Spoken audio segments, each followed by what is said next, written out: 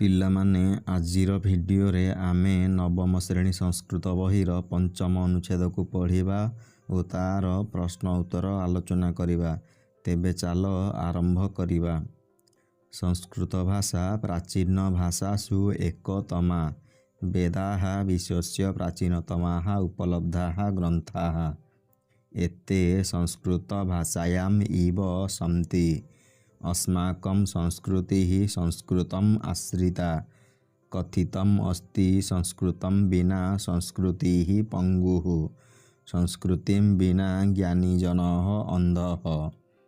संस्कृत भाषा अनेकासां भाषाणां जननी। पाली प्राकृत अपभ्रंश प्रभृतयः भाषाः संस्कृत भाषाया एव विकसिताः। आधुनिक भारतीय भाषाणां विकासः संस्कृत भाषया एव भवति। संस्कृते नूतन शब्दानां निर्माणे अनुपमा क्षमता विद्यते। आधुनिक भाषाणां शब्दकोशस्य संवर्धनाय संस्कृतस्य ज्ञानम् अनिवार्यम्। देशे भावात्मक ऐक्याय संस्कृतं परमम् आवश्यकम्। संस्कृतं शिक्षा विषये श्रीमाता कथयति। शिक्षायाः माध्यमं स्यात् मातृभाषा। राष्ट्रभाषा भवेत् सरलं संस्कृतम्। अंतर्राष्ट्रीय भाषा तु स्यात् सम्प्रति आंग्ल भाषा। पिलामाने एठारे कौन विषयटी सरिला। वर्तमान आमे एहार अनुवाद को देखिबा। संस्कृत भाषा प्राचीन भाषासु एकतमा। संस्कृत भाषा माने संस्कृत भाषा। प्राचीन भाषासु माने प्राचीन भाषा मानक मध्यरे। एकतमा माने एक बा अन्यतम। संस्कृत भाषा प्राचीन भाषा मानक मध्यरु अन्यतम। वेदाः विश्वस्य प्राचीनतमाः उपलब्धाः ग्रन्थाः। वेदाः माने वेद गुड़िक। विश्वस्य माने विश्वर। प्राचीनतमाः माने सर्वपुरातन। उपलब्धाः माने उपलब्ध। ग्रन्थाः माने ग्रंथ। वेद गुड़िक विश्वर सर्वपुरातन उपलब्ध ग्रंथ। एते संस्कृत भाषायाम् इव सन्ति। एते माने एगुड़िक। संस्कृत भाषायाम् माने संस्कृत भाषा रे। एव माने ही। सन्ति माने अच्छी। एगुड़िक संस्कृत भाषा रे ही अच्छी। अस्माकं संस्कृति ही संस्कृतम् आश्रिता। अस्माकं माने आम्भ मानकर। संस्कृति ही माने संस्कृति। संस्कृतम् आश्रिता माने संस्कृति संस्कृत उपरे निर्भर करिथाए। आम्भ मानकर संस्कृति संस्कृत उपरे निर्भर करिथाए। कथितम् अस्ति संस्कृतं विना संस्कृति ही पंगुः।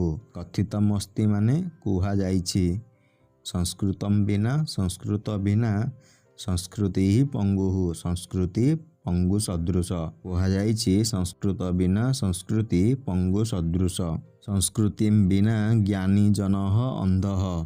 संस्कृतिं बिना माने संस्कृति बिना ज्ञानी जनः माने विद्वान माने अंधः माने संस्कृति बिना विद्वान माने अंध सदृश। संस्कृत भाषा अनेकासां भाषाणां जननी। संस्कृत भाषा माने संस्कृत भाषा। अनेकासां माने अनेक भाषाणां माने भाषा मानकर जननी। जननी होची माता। संस्कृत भाषा हेउची अनेक भाषा मानकर जननी अटे। पाली प्राकृत अपभ्रंश प्रभृतयः भाषाः संस्कृत भाषया एव विकसिताः। पाली प्राकृत अपभ्रंश प्रभृति भाषा संस्कृत भाषारु ही विकसित होइछि। आधुनिक भारतीय भाषाणां विकासः संस्कृत भाषया एव भवति। आधुनिक भारतीय भाषाणां माने आधुनिक भारतीय भाषा गुड़िकर विकास संस्कृत भाषा द्वारा ही होइछि। संस्कृते नूतन शब्दानां निर्माणे अनुपमा क्षमता विद्यते। संस्कृत रे नूतन शब्द गुड़िकर निर्माणर अनुपम क्षमता रहिछि। आधुनिक भाषाणां शब्दकोशस्य ସମ୍ବର୍ଦ୍ଧନାୟ ସଂସ୍କୃତସ୍ୟ ଜ୍ଞାନମ୍ ଅନିବାର୍ଯ୍ୟମ୍। ଆଧୁନିକ ଭାଷାଗୁଡ଼ିକର ଶବ୍ଦକୋଷର ସମ୍ବର୍ଦ୍ଧନ ପାଇଁ ସଂସ୍କୃତର ଜ୍ଞାନ ନିତାନ୍ତ ଆବଶ୍ୟକ। ଦେଶେ ଭାବାତ୍ମକ ଐକ୍ୟାୟ ସଂସ୍କୃତମ୍ ପରମମ୍ ଆବଶ୍ୟକମ୍। ଦେଶରେ ଭାବାତ୍ମକ ଏକତା ପାଇଁ ସଂସ୍କୃତ ନିତାନ୍ତ ଆବଶ୍ୟକ। ସଂସ୍କୃତ ଶିକ୍ଷା ବିଷये ଶ୍ରୀମାତା କଥୟତି।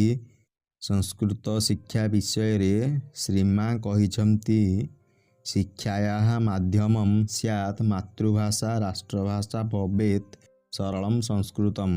ଶିକ୍ଷାର ମାଧ୍ୟମ ମାତୃଭାଷା ହେବା ଉଚିତ। ସରଳ ସଂସ୍କୃତ ରାଷ୍ଟ୍ରଭାଷା ହେବା ଉଚିତ। ଅନ୍ତରାଷ୍ଟ୍ରୀୟ ଭାଷା ତୁ ସ୍ୟାତ୍ ସମ୍ପ୍ରତି ଆଙ୍ଗ୍ଳ ଭାଷା। ଅନ୍ତରାଷ୍ଟ୍ରୀୟ ଭାଷା ବର୍ତ୍ତମାନର ଇଂରାଜୀ ଭାଷା ହୋଇପାରେ। ପିଲାମାନେ ଏଠାରେ ଆମେ କ'ଣ ପଞ୍ଚମ ଅନୁଚ୍ଛେଦର ଅର୍ଥକୁ ଭଲ ଭାବରେ ଜାଣିଦେଲେ। ବର୍ତ୍ତମାନ ଆମେ ଏହାର ପ୍ରଶ୍ନ ଉତ୍ତର ଆଲୋଚନା କରିବା। ପ୍ରଥମ ପ୍ରଶ୍ନ, ଏକେନ ବାକ୍ୟେନ ସଂସ୍କୃତ ଭାଷୟା ମାତୃଭାଷୟା ବା ଉତ୍ତରମ୍ ଲିଖତ। ଗୋଟିଏ ବାକ୍ୟରେ ସଂସ୍କୃତ ଭାଷାରେ ଅଥବା ମାତୃଭାଷାରେ ଉତ୍ତର ଲେଖ। ପ୍ରଥମ ପ୍ରଶ୍ନ, ଶିକ୍ଷାୟାଃ ମାଧ୍ୟମମ୍ କିମ୍ ଭବେତ୍ ଇତି ଶ୍ରୀମାତା କଥିତବତୀ। ପିଲାମାନେ ଏହି ପ୍ରଶ୍ନର ଅର୍ଥ କ'ଣ ନା ଶ୍ରୀମାଙ୍କ ମତରେ ଶିକ୍ଷାର ମାଧ୍ୟମ କ'ଣ ହେବା ଉଚିତ। ଏହାର ଉତ୍ତର କ'ଣ ହେବ ନା ଶ୍ରୀମାଙ୍କ ମତରେ ଶିକ୍ଷାର ମାଧ୍ୟମ ମାତୃଭାଷା ହେବା ଉଚିତ। ପରବର୍ତ୍ତୀ ପ୍ରଶ୍ନ, ସଂସ୍କୃତ ଭାଷୟା କାଃ ଭାଷାଃ ବିକଶିତାଃ। ଏହି ପ୍ରଶ୍ନର ଅର୍ଥ କ'ଣ ନା ସଂସ୍କୃତ ଭାଷା ଦ୍ୱାରା କେଉଁ ଭାଷା ଗୁଡ଼ିକ ବିକଶିତ ହୋଇଛି। ଏହାର ଉତ୍ତର କ'ଣ ହେବ ନା ସଂସ୍କୃତ ଭାଷା ଦ୍ୱାରା ପାଲି, ପ୍ରାକୃତ, ଅପଭ୍ରଂଶ ପ୍ରଭୃତି ଭାଷା ଗୁଡ଼ିକ ବିକଶିତ ହୋଇଛି। ପରବର୍ତ୍ତୀ ପ୍ରଶ୍ନ, ଆଧୁନିକ ଭାରତୀୟ ଭାଷାଣାଂ ବିକାଶଃ କୟା ଭାଷୟା ଭବତି। ଏହି ପ୍ରଶ୍ନର ଅର୍ଥ କ'ଣ ନା ଆଧୁନିକ ଭାରତୀୟ ଭାଷା ଗୁଡ଼ିକର ବିକାଶ କାହା ଦ୍ୱାରା ହୋଇଛି ବା କେଉଁ ଭାଷା ଦ୍ୱାରା ହୋଇଛି। ଏହି ପ୍ରଶ୍ନର ଉତ୍ତର କ'ଣ ହେବ ନା ଆଧୁନିକ ଭାରତୀୟ ଭାଷା ଗୁଡ଼ିକର ବିକାଶ ସଂସ୍କୃତ ଭାଷା ଦ୍ୱାରା ହିଁ ହୋଇଛି। ପିଲାମାନେ ବର୍ତ୍ତମାନ ଆମେ କ'ଣ 1 ନମ୍ବର ପ୍ରଶ୍ନ ଉତ୍ତର ଦେଖିଦେଲେ। ବର୍ତ୍ତମାନ ଆମେ 2 ନମ୍ବର ପ୍ରଶ୍ନ ଉତ୍ତର ଦେଖିବା। ଏକେନ ପଦେନ ସଂସ୍କୃତ ଭାଷୟା ମାତୃଭାଷୟା ବା ଉତ୍ତରମ୍ ଲିଖତ। ଗୋଟିଏ ପଦରେ ସଂସ୍କୃତ ଭାଷାରେ ଅଥବା ମାତୃଭାଷାରେ ଉତ୍ତର ଲେଖ। ପ୍ରଥମ ପ୍ରଶ୍ନ, ବେଦାଃ କସ୍ୟାଂ ଭାଷାୟାଂ ସନ୍ତି। ଏହି ପ୍ରଶ୍ନର ଅର୍ଥ କ'ଣ ନା ବେଦ ଗୁଡ଼ିକ କେଉଁ ଭାଷାରେ ଅଛି। ଏହାର ଉତ୍ତର କ'ଣ ହେବ ନା ସଂସ୍କୃତ ଭାଷାରେ।